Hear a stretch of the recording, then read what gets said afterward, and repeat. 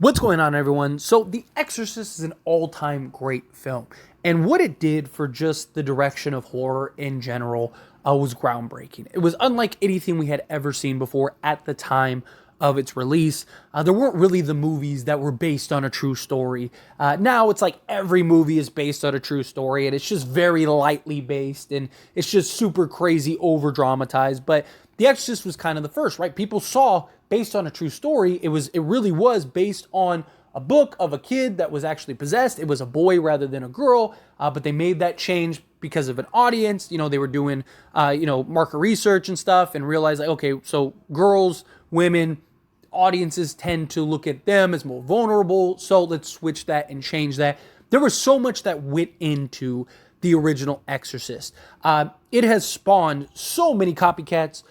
Every year we get a new Exorcist level movie. More recently, with the Pope's Exorcist, stuff like that. Again, based on true stories, based loosely on real events, and they create these and try to replicate the lightning in the bottle that was The Exorcist. And now we are getting a new trilogy in regards to The Exorcist. And there's a couple things to that. One, why put the cart before the horse and announce a trilogy? Now, it's being led by David Gordon Green and Blumhouse, all that stuff, and that's kind of like their thing, right? You saw it with Halloween, how they immediately had plans for a trilogy, and look, that was successful, and they're probably looking at that and going, well, we had success here, let's do the same thing here. Problem is not every movie needs a reboot or a remake, and that's kind of Blumhouse's wheelhouse, is like, hey, let's take these classic films, let's make new sequels, new adaptations. That's kind of what it is that they do. They do have some originals, but a lot of like the things that are coming out in the near future are remakes or requels or whatever you want to call them to these modern adaptations of classic horror films, right? And The Exorcist is going to be the latest installment, and it is titled The Exorcist Believer, which right off the bat, I think is a terrible title for this beginning of a new trilogy. It's like you couldn't have been a little more creative, but maybe it ties into the film. I don't know. Again, I'm not super hopeful for this film. I'm not super optimistic for these films. I just think it's pointless to even have these films. And we already have test screenings, and the response is that the film is awful, that it is too long, it is too slow to build, and it's just not a good movie, which maybe they will fix that. Maybe they will make those adjustments. I understand when you're talking the beginning of a trilogy, you want that setup film, right? You want that film that is a setup. The problem is that the original Exorcist was this long, drawn-out, slow burn film, right? Like that movie was 2.5 hours that could have been cut to like an hour and 20 minutes, literally.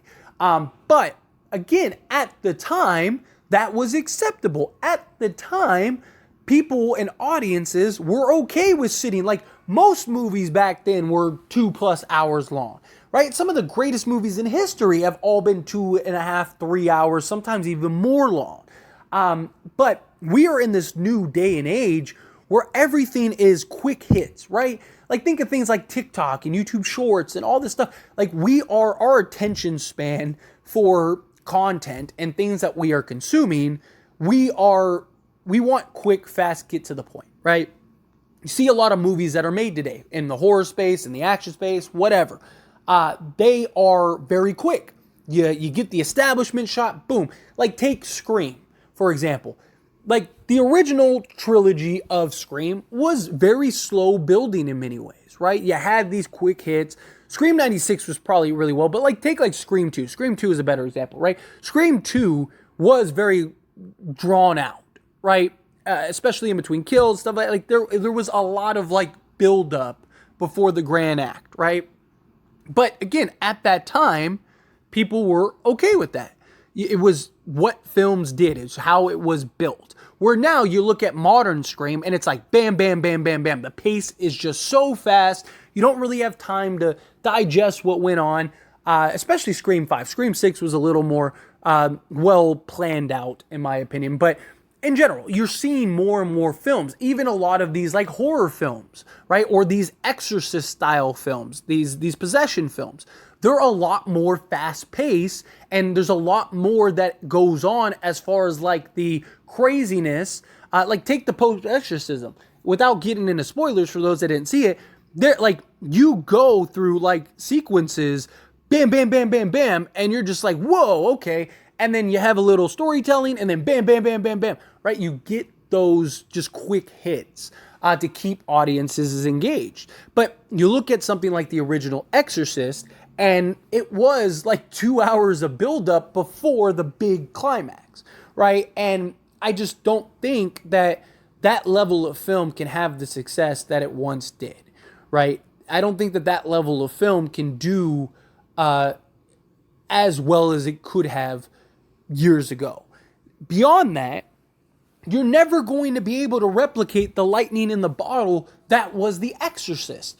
The reason The Exorcist was so great was because nobody had seen anything like that before. You had things like the Satanic Panic and all of these, just like people were diehard religious. Like even religion and things, we're just in a different time as we were back then. And so people were afraid of demons and ghosts, and they had never really seen, we didn't have these like big blockbuster films the way we do now, where every year you get a new Exorcist film. This was like the first thing that they've ever seen like this, and it's based on a true story, and you're seeing these scenes that we have never seen, technology that they have never seen. You're seeing heads spin around, you're seeing projectile vomit, you're seeing crawling on your back with all fours. Now that's common practice in these types of films. But it was all stuff that they had never seen before. And then you had people literally passing out and freaking out and having these like anxiety attacks and stuff because it was real to them, right? Look at like the Blair Witch Project. The Blair Witch Project had major success because, again, it was found footage. It was the first real mainstream found footage film, and they marketed it brilliantly. Right? You had a website that was created that had testimonials of the actual events, and none of it was real. It was all BS, but they marketed it so well that people bought into it and believed it. I still know people to this day that believe the Blair Witch Project was real, like that was real footage, and that these other ones are. That's what it was. Things like Paranormal Activity. That was a huge culture shock because people had not seen that kind of stuff. These found footage style films that were shot as if they were real, and people bought into it. Now we know it's all nonsense. You're not going to be able to replicate that. So you're not going to have the same audience response as you did before. And you trying to take The Exorcist and say, oh, we're going to do the exact same thing and we're just going to do it now, it's not going to work. There's too many factors that went into making The Exorcist so great and so brilliant of a franchise and of a film that it's just, you're never going to be able to catch that lightning in a bottle twice. Now, they need to shorten it and kind of get back to that heavy dose, but the name isn't as big as I believe that they believe because it's been so diluted over the years. Every single year we get 1, 2, maybe even more of these Exorcist style movies. And it's just, there's not the excitement for those films like there once was. I mean, when was the last great, like consensus great style Exorcist film, right? Pope Exorcist, I'm sure there are people that are watching this video that are like, oh, I love that movie. That movie was great. But the consensus, right, where unanimously people were like, that was great. Last thing that comes to mind was like The Exorcist of Emily Rose. It's like the one that like the good majority are like, that was a really good style film. They have made several Exorcist like tie in to The Exorcist, like The Exorcist Beginning, all these films that tie into the original, and they've all been received poorly. And look, David Gordon Green, it's not like he has a great track record with the last trilogy. I mean, think of what they did with Halloween, right? Halloween 2018 was really good. That seemed unanimously like, okay, like that was a really well done film, right? For a Halloween, good setup, good storytelling. Okay, cool. Then you got Halloween Kills. It was kind of split. People loved it or hated it. Just kind of seemed like that split movie.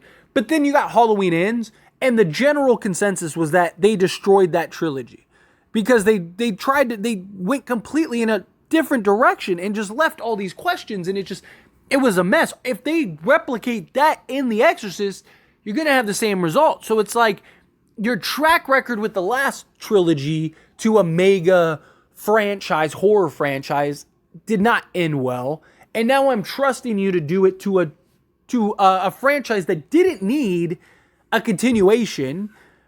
Are you gonna you're gonna completely remove Exorcist 2 and 3, which Exorcist 3 especially was actually really good, and it kind of developed into one of those cult type films that people now consensusly are like, that was a really great movie. It's just, I don't see this having the success. I think it'll have the box office success because people are going to see it, and people are gonna be curious and whatnot. So I think it will have money success, but money success doesn't always translate to a successful film. There are a lot of terrible movies that made a lot of money. And that's the problem. And then if it does fail and the consensus is that movie was trash, how does part 2 look? And then if that's terrible, how does part 3 look? Like, get my point? I don't think this is something that needed to be made.